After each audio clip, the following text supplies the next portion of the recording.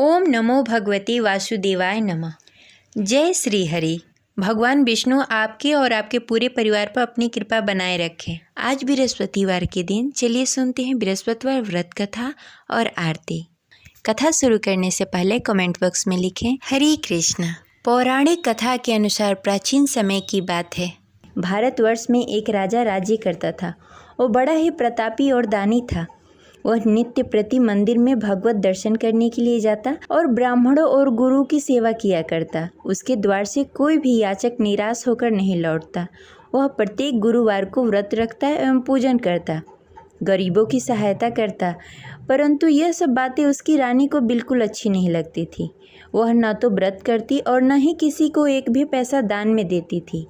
वह राजा से भी ऐसा करने को मना किया करती थी। एक समय की बात है, राजा शिकार खेलने के लिए वन को चले गए। घर पर रानी और दासी थी। उस समय गुरु बृहस्पति साधु का रूप धारण करके राजा के दरवाजे पर भिक्षा मांगने के लिए आए। साधु ने रानी से भिक्षा मांगी तो वह कहने लगी, हे साधु महाराज, मैं इस दान पुण्य से तंग आ गई हूँ। इस कार्य के लिए तो मेरे पति ही बहुत हैं। अब आप ऐसी कृपा करें कि सारा धन नष्ट हो जाए तथा मैं आराम से रह सकूं। साधु रूपी बृहस्पति देव ने कहा, हे देवी, तुम तो बड़ी ही विचित्र हो। संतान और धन से कोई दुखी नहीं होता, इसको सभी चाहते हैं। पापी भी धन और पुत्र की इच्छा करता है। अगर तुम्हारे पास धन अधिक है तो भूखे मनुष्यों को भोजन करवाओ, प्याव लगवाओ, ब्राह्मणों को दान दो, धर्मशाला बनवाओ, कुआं, तालाब, बावड़ी, बाग, बगीचे आदि का निर्माण कराओ तथा निर्धन कुंवारी कन्याओं का विवाह करवाओ। साथ ही यज्ञ करो। इस प्रकार के कर्मों से आपके कुल का और आपका नाम परलोक में भी सार्थक होगा एवं तुम्हें स्वर्ग की प्राप्ति होगी। परंतु रानी साधु की इन बातों से खुश नहीं हुई। उसने कहा, हे साधु महाराज, मुझे ऐसी धन की आवश्यकता नहीं है जिसे मैं अन्य लोगों को दान में देती फिरूं, जिसको रखने और संभालने में भी मेरा सारा वक्त निकल जाए। साधु ने कहा, हे देवी, यदि तुम्हारी ऐसी ही इच्छा है तो जैसा मैं तुम्हें बताता हूँ वैसा करना। बृहस्पतिवार के दिन आंगन को गोबर से लीपना और अपने केशों को पीली मिट्टी से धोना। केशों को धोते समय स्नान करना। राजा से कहना कि वो हजामत कराए। भोजन में मांस मदिरा खाना, कपड़े धोबी को धोने के लिए देना। इस प्रकार 7 बृहस्पतिवार को करने से तुम्हारा सारा धन नष्ट हो जाएगा। यह कहकर साधु महाराज रूपी बृहस्पति देव अंतर्ध्यान हो गए। रानी ने साधु के कहने के अनुसार 7 बृहस्पतिवार तक वैसा ही करने का विचार किया। साधु के बताए हुए कार्य करते हुए केवल 3 ही बृहस्पतिवार बीते कि उसकी सारी संपत्ति नष्ट हो गई। भोजन के लिए भी 2 समय परिवार तरसने लगा तथा सांसारिक भोगों से दुखी रहने लगा।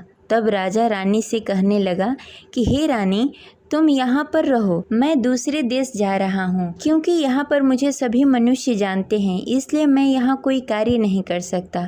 मैं अब परदेश जा रहा हूँ, वहाँ कोई काम धंधा करूँगा, शायद हमारे भाग्य बदल जाए। ऐसा कहकर राजा परदेश को चला गया। वो वहाँ जंगल से लकड़ियाँ काट कर लाता और शहर में बेचता। इस तरह जीवन व्यतीत करने लगा।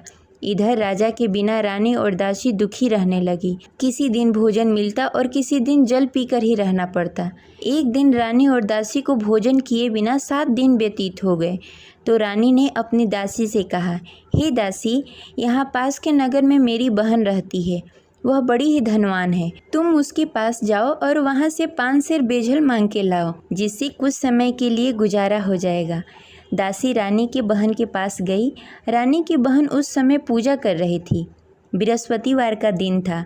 दासी ने रानी की बहन से कहा, हे रानी, मुझे आपकी बहन ने भेजा है, मुझे 5 सेर बेजल दे दो। दासी ने यह बात अनेक बार कही, परंतु रानी की बहन ने कोई उत्तर नहीं दिया, क्योंकि वह उस समय बृहस्पतिवार का कथा सुन रही थी। जब दासी को रानी की बहन की कोई उत्तर नहीं मिला तो वह बहुत ही दुखी हुई।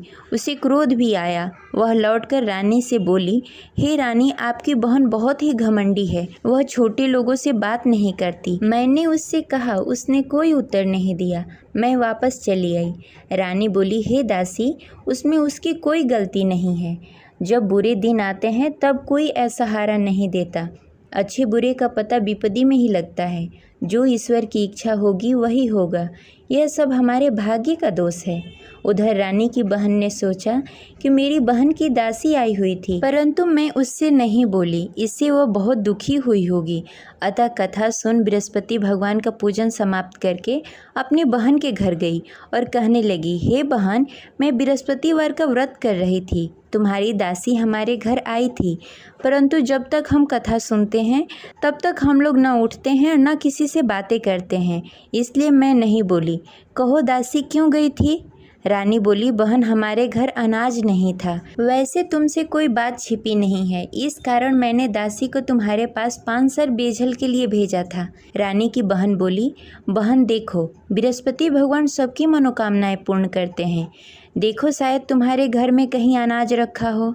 यह सुनकर दासी घर के अंदर गई, वहाँ से उसे एक घड़ा बेझल का भरा हुआ मिल गया। उसे बड़ी हैरानी हुई क्योंकि उसके एक एक बर्तन देख लिया था। उसने बाहर आकर रानी को बताया। दासी अपने रानी से कहने लगी, हे रानी देखो, वैसे हमको जब अन्न नहीं मिलता तो हम रोज ही व्रत करते, अगर इनसे इस व्रत की विधि और कथा पूछ ली जाए तो हम भी इस व्रत को किया करेंगे। दासी के कहने पर रानी ने अपनी बहन से बृहस्पतिवार के व्रत के बारे में पूछा। उसकी बहन ने बताया, हे रानी बहन, बृहस्पतिवार को सूर्योदय से पूर्व उठकर स्नान आदि से निवृत्त होकर बृहस्पतिवार का व्रत करना चाहिए, लेकिन उस दिन सिर नहीं धोना चाहिए। बृहस्पतिवार के व्रत में चने की दाल और मुनक्के से विष्णु भगवान और केले के वृक्ष की जड़ की पूजन करनी चाहिए तथा दीपक जलाएं। उस दिन एक ही समय भोजन करें, भोजन पीले खाद्य पदार्थ का करें तथा कथा सुनें। इस प्रकार करने से गुरु भगवान प्रसन्न होते हैं और अन्न पुत्र धन देते हैं। इस प्रकार व्रत और पूजन की विधि बताकर रानी की बहन अपने घर को लौट गई। रानी और दासी दोनों ने ही निश्चय किया कि वे बृहस्पति भगवान का पूजन जरूर करेंगी। 7 दिन बाद जब बृहस्पतिवार आया तो दोनों ने व्रत रखा। घुड़सार में जाकर चना और गुड़ बीन लाई तथा उसकी दाल से केले की जड़ में विष्णु भगवान का पूजन किया। अब भोजन कहाँ से आए? दोनों बड़ी ही दुखी हुई, परंतु उन्होंने व्रत किया था, इस कारण बृहस्पति देव भगवान प्रसन्न थे। वे एक साधारण व्यक्ति के रूप में 2 थालों में सुंदर पीला भोजन लेकर आए और दासी को देकर बोले, हे दासी, यह भोजन तुम्हारे और रानी के लिए है, तुम दोनों करना। दासी भोजन पाकर बड़ी ही प्रसन्न हुई और रानी से बोली, रानी जी भोजन कर लो। रानी को भोजन आने के बारे में कुछ पता नहीं था, इसलिए वह दासी से बोली, जा तू ही भोजन कर ले, क्योंकि तू हमारी व्यर्थ में हंसी उड़ाती है। दासी बोली, एक व्यक्ति अभी भोजन देकर गए हैं। रानी कहने लगी, वह भोजन तेरे लिए दे गए होंगे, तू ही भोजन कर ले। दासी ने कहा, वह व्यक्ति हम दोनों के लिए भोजन की थाली लेकर आए हैं, इसलिए मैं और आप दोनों ही साथ भोजन करेंगी। फिर दोनों ने गुरु भगवान का नमस्कार किया और भोजन प्रारंभ किया। उसके बाद से वे प्रत्येक बृहस्पतिवार को गुरु भगवान का व्रत और पूजन करने लगी। बृहस्पति भगवान की कृपा से उसके पास धन हो गया, परंतु रानी फिर पहले की तरह आलस्य करने लगी। तब दासी बोली, देखो रानी, तुम पहले भी इस प्रकार का आलस करती थी, तुम्हें धन को रखने में कष्ट होता था, इस कारण सभी धन नष्ट हो गए। अब गुरु भगवान की कृपा से धन मिला है तो फिर तुम्हें आलस्य होता है। बड़ी मुसीबतों के बाद हमने यह धन पाया है, इसलिए हमें दान पुण्य करना चाहिए। तुम भूखे मनुष्यों को भोजन कराओ, प्याव लगवाओ, ब्राह्मणों को दान दो, कुआं, तालाब, बावड़ी आदि का निर्माण कराओ, मंदिर पाठशाला बनवाओ, दान दो, कुंवारी कन्याओं का विवाह करवाओ। धन को शुभ कार्यों में खर्च करो, जिससे तुम्हारे कुल और यश बढ़े तथा स्वर्ग की प्राप्ति हो और पितृ प्रसन्न हो। दासी की इन बातों को मानकर रानी ने इसी प्रकार का कार्य करना प्रारंभ कर दिया, जिससे उसका काफ़ी यश फैलने लगा। एक दिन रानी और दासी आपस में विचार करने लगी, न जाने राजा किस दशा में होंगे, उनकी कोई खोज खबर नहीं है। गुरु भगवान से उन्होंने प्रार्थना की और भगवान ने रात्रि में राजा को स्वप्न में कहा, हे राजा उठ, तेरी रानी तुझे याद करती है, अब अपने देश को लौट जा। राजा प्रातःकाल उठकर जंगल से लकड़ियाँ काटकर लाने के लिए जंगल की ओर चल पड़ा। जंगल में गुजरते हुए वह सोचने लगा, रानी की गलती से कितने दुख भोगने पड़े। राजपाट छोड़कर जंगल में आकर रहना पड़ा। जंगल में लकड़ियां काटकर उन्हें बेचकर गुजारा करना पड़ा। उसी समय उस जंगल में बृहस्पति देव साधु के रूप में प्रकट हुए और राजा से पूछने लगे, हे लकड़हारे, तू इस सुनसान जंगल में किस चिंता में बैठा है, मुझे बताओ। यह सुनकर राजा के नेत्रों में जल भर आया और साधु की वंदना कर बोला, हे प्रभु, आप सब कुछ जानते हैं। इतना कहकर राजा ने साधु को अपनी संपूर्ण कहानी सुनाई। महात्मा तो स्वभाव से ही दयालु होते हैं। वे राजा से बोले, हे राजा, तुम्हारी रानी ने बृहस्पति देव के प्रति अपराध किया था, जिसके कारण तुम्हारी यह दशा हुई। अब तुम किसी प्रकार की चिंता मत करो, भगवान तुम्हें पहले से भी अधिक धन देंगे। देखो, तुम्हारी पत्नी ने बृहस्पतिवार का व्रत करना प्रारंभ कर दिया है। अब तुम भी बृहस्पतिवार के दिन व्रत रखो। चने की दाल और गुड़ जल के लोटे में डालकर केले के पत्ते में विष्णु भगवान का पूजन करो। फिर कथा कहो या सुनो, भगवान तुम्हारी सब मनोकामनाएं पूर्ण करेंगे। साधु को प्रसन्न देखकर राजा बोला, हे प्रभु, मुझे लकड़ी बेचकर इतना पैसा भी नहीं बचता जिससे भोजन करने के उपरांत कुछ बचा सकूं। मैंने रात्रि में अपनी रानी को व्याकुल देखा। मेरे पास कोई साधन नहीं जिससे समाचार जान सकूं। फिर मैं बृहस्पतिवार की कौन सी कहानी कहूं या सुनूं, मुझको तो कुछ भी मालूम नहीं है। साधु ने कहा, हे राजा, तुम किसी बात की चिंता मत करो। बृहस्पतिवार के दिन तुम रोजाना की तरह लकड़ियाँ लेकर शहर जाओ। तुम्हें रोज से दुगना धन प्राप्त होगा, जिससे तुम भली भांति भोजन कर लोगे तथा बृहस्पति देव की पूजा सामग्री भी लेकर आओगे। बृहस्पति देव की कथा इस प्रकार है। प्राचीन काल में एक बहुत ही निर्धन ब्राह्मण था। उसके घर में कोई संतान नहीं थी। वह नित्य प्रति पूजा पाठ करता, परंतु उसकी स्त्री बहुत ही मलिनता के साथ रहती। वह न स्नान करती, न ही किसी देवता का पूजन करती। प्रातःकाल उठते ही सर्वप्रथम भोजन करती, बाद में कोई अन्य कार्य करती। ब्राह्मण देवता बहुत ही दुखी रहते थे। पत्नी को बहुत समझाते, किंतु उसका कोई परिणाम नहीं निकलता। भगवान की अनुकंपा से एक समय ब्राह्मण की पत्नी गर्भवती हुई और 10वें महीने एक सुंदर कन्या को जन्म दिया। निर्धन ब्राह्मण कन्या के जन्म से बहुत दुखी हुआ। धीरे धीरे ब्राह्मण की कन्या बड़ी होने लगी। बचपन से ही उस कन्या की रुचि भगवान विष्णु की पूजा में थी। वह प्रातः उठती, स्नान ध्यान करती, उसके बाद भगवान विष्णु की पूजा करती और मंदिर में जाती। बृहस्पतिवार को व्रत करके विधि विधान पूर्वक पूजा पाठ करती। पूजा पाठ के बाद वह पढ़ने के लिए पाठशाला जाती। घर से चलते समय वह मुट्ठी भर जौ साथ में लेकर जाती और पाठशाला के रास्ते में थोड़ी थोड़ी जौ गिराते जाती। जब पाठशाला से लौटकर आती, जौ के दाने सोने में बदल जाते। लड़की सभी सोने के दाने बीन लाती। एक दिन जब वह सोने के दानों को साफ कर रही थी, तो उसकी माँ ने कहा, बेटी, सोने के दाने साफ करने के लिए सोने का सूप भी होना चाहिए। अगले दिन बृहस्पतिवार था। उसने भगवान बृहस्पति देव की पूजा करते हुए प्रार्थना की, हे भगवान, यदि मैंने आपका व्रत विधि विधान से किया हो तो मुझे सोने का सूप दे दो। भगवान बृहस्पति देव ने उसकी मनोकामना पूरी करने का वचन दिया। पाठशाला से लौटते समय उसने रास्ते में सोने का सूप पड़ा हुआ मिला। घर लौटकर सोने का सूप अपनी माँ को दिखाकर वह सोने के दाने साफ करने लगी। उसी समय नगर का राजकुमार उसके घर के पास से गुजर रहा था। उस सुंदर लड़की को सोने के सूप में जौ साफ करते देख राजकुमार उस पर मोहित हो गया। राजकुमार ने अपने पिता से उस लड़की से विवाह करने की इच्छा प्रकट की। तो राजा ने ब्राह्मण को महल में बुलाकर राजकुमार से उसकी लड़की के विवाह की बात कही। ब्राह्मण तैयार हो गया। धूमधाम से उस लड़की का विवाह राजकुमार से हो गया। दुल्हन बनकर ब्राह्मण की लड़की महल में चली गई। लड़की के चले जाने से ब्राह्मण फिर से निर्धन हो गया। उसे कई कई दिनों तक बिना भोजन के रहना पड़ा। बहुत दुखी होकर ब्राह्मण एक दिन अपनी लड़की के पास गया। अपने पिता से निर्धनता का समाचार सुनकर उसे बहुत सारा धन देकर पिता को विदा किया। उस धन से ब्राह्मण का कुछ दिनों तक आराम से गुजारा हुआ, लेकिन जल्द ही फिर भूखों मरने की हालत हो गई। ब्राह्मण अपनी लड़की से धन लेने के लिए फिर महल में पहुंचा। लड़की ने पिता की बुरी हालत देखकर कहा, पिताजी, आखिर आप कब तक मुझसे धन लेकर जीवन व्यतीत करेंगे? आप कोई ऐसा उपाय क्यों नहीं करते जिससे आपका घर धन धान से भर जाए? ब्राह्मण ने कहा, मैंने तेरी माँ को बहुत समझाने की कोशिश की, पर उसकी समझ में कुछ नहीं आता। उसकी फुहरता नष्ट हो तब तो घर की निर्धनता दूर हो। तब कुछ सोचकर लड़की ने पिता से कहा, पिताजी, आप कुछ दिनों के लिए माँ को मेरे पास छोड़ जाओ। तब कुछ सोचकर ब्राह्मण ने पत्नी को लड़की के पास महल में छोड़ दिया। लड़की ने अपनी माँ से कहा, माँ तुम कल प्रातः उठकर स्नान आदि करके भगवान विष्णु की पूजा करना। पूजा करने से तुम्हारी निर्धनता अवश्य दूर हो जाएगी। लेकिन उसकी माँ ने उसकी कोई बात नहीं मानी। तब क्रोधित होकर लड़की ने अपनी माँ को एक कक्ष में बंद कर दिया। सूर्योदय के समय माँ को उठाकर जबरदस्ती उसे स्नान आदि करवाया। फिर मंदिर में ले जाकर भगवान बृहस्पति देव की पूजा करवाई। कुछ दिनों तक ऐसा करने से माँ की बुद्धि में कुछ परिवर्तन हुआ और वह स्वयं बृहस्पतिवार का व्रत रखने लगी।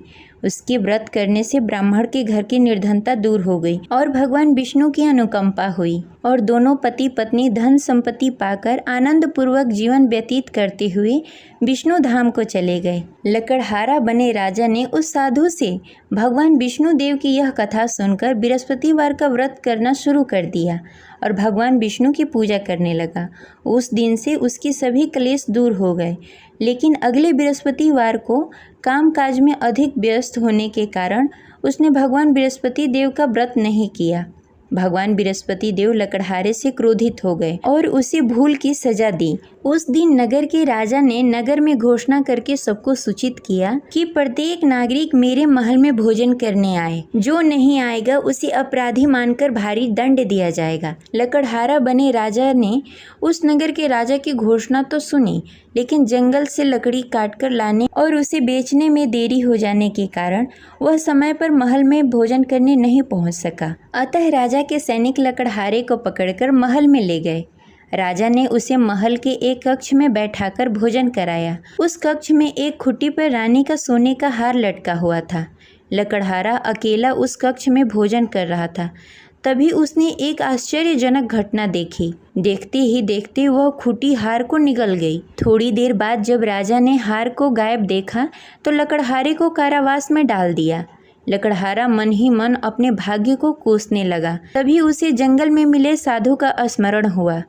थोड़ी देर में भगवान बृहस्पति देव सन्यासी के रूप में उसके सामने प्रकट हुए और कहा, हे लकड़हारे, तूने भगवान बृहस्पति देव की पूजा नहीं की, इसी कारण तुम्हें कष्ट हो रहा है। लेकिन अब चिंता मत करो, बृहस्पतिवार के दिन कारागार के दरवाजे पर तुम्हें कुछ पैसे पड़े हुए मिलेंगे। उन पैसों से भगवान बृहस्पति देव का व्रत करके उनकी पूजा करोगे तो तुम्हारे सारे दुख दूर हो जाएंगे। फिर बृहस्पतिवार के दिन दरवाजे पर पड़े पैसे राजा को मिले, जिससे उसने चने की दाल, गुड़, मुनक्का मंगाकर भगवान बृहस्पति देव की कथा कही और व्रत किया, जिससे भगवान बृहस्पति देव प्रसन्न होकर उस नगर के राजा को स्वप्न में लकड़हारे को मुक्त करने को कहा। सुबह राजा ने आकर अपने कक्ष में देखा कि खूंटी पर हार टंगा हुआ है। राजा ने लकड़हारे को मुक्त कर दिया, उसे धन और आभूषण देकर विदा किया। लकड़हारा बना राजा उस नगर से चलकर अपने नगर की तरफ चल दिया। जब राजा अपने नगर में पहुंचा तो उसने देखा उस नगर में कुएं, धर्मशाला, बाग बगीचे देखकर बहुत प्रसन्न हुआ। राजा ने किसी से पूछा कि ये सभी चीजें किसने बनवाई है। उस व्यक्ति ने कहा कि ये सभी चीजें रानी और दासी ने बनवाया है। फिर राजा महल की तरफ चले गए। रानी ने राजा को देखा तो भव्य स्वागत किया। फिर राजा और रानी साथ साथ रहने लगे। फिर कुछ दिनों के बाद बृहस्पति देव की कृपा से राजा और रानी को पुत्र प्राप्त हुआ और राजा और रानी इसी प्रकार भगवान बृहस्पति देव का पूजा अर्चना करते रहे और सुखी जीवन व्यतीत करते रहे। बृहस्पति देव सभी की मनोकामनाएं पूर्ण करते हैं। जो भी व्यक्ति बृहस्पतिवार के दिन पूरी श्रद्धा और भक्ति के साथ बृहस्पति देव की पूजा अर्चना करता है तथा व्रत का पालन करता है और कथा पढ़ता है या सुनता है या किसी और को सुनाता है, उनकी सभी मनोकामनाएं बृहस्पति देव पूर्ण करते हैं। जिस प्रकार बृहस्पति देव ने राजा और रानी की मनोकामनाएं पूर्ण की, उसी प्रकार बृहस्पति देव सभी की मनोकामनाएं पूर्ण करते हैं। जय बृहस्पति देव। अब सुनेंगे बृहस्पति देव की आरती। ओम जय बृहस्पति देवा, ओम जय बृहस्पति देवा, छिन छिन भोग लगाऊं कदली फल मेवा। ओम जय बृहस्पति देवा, तुम पूर्ण परमात्मा, तुम अंतर्यामी, जगत पिता जगदीश्वर, तुम सबके स्वामी। ओम जय विरस्पति देवा। चरणामृत निज निर्मल सब पातक हरता। सकल मनोरथ दायक कृपा करो भरता। ओम जय विरस्पति देवा। तन मन धन अर्पण कर जो जन शरण पड़े। प्रभु परगट तब हो कर आकर द्वार खड़े। ओम जय विरस्पति देवा। दीन दयाल दयानिधि भक्तन हितकारी। पाप दोष सब हरता भव बंधन हारी। ओम जय विरस्पति देवा। सकल मनोरथ दायक सब संशय हारी। विषय विकार मिटाओ संतन सुखकारी। ओम जय विरस्पति देवा। जो कोई आरती तेरी प्रेम सहित गावे। ज्येष्ठानंद आनंद कर सो निश्चय पावे। ओम जय विरस्पति देवा। प्रभु जय विरस्पति देवा। जय विरस्पति देव।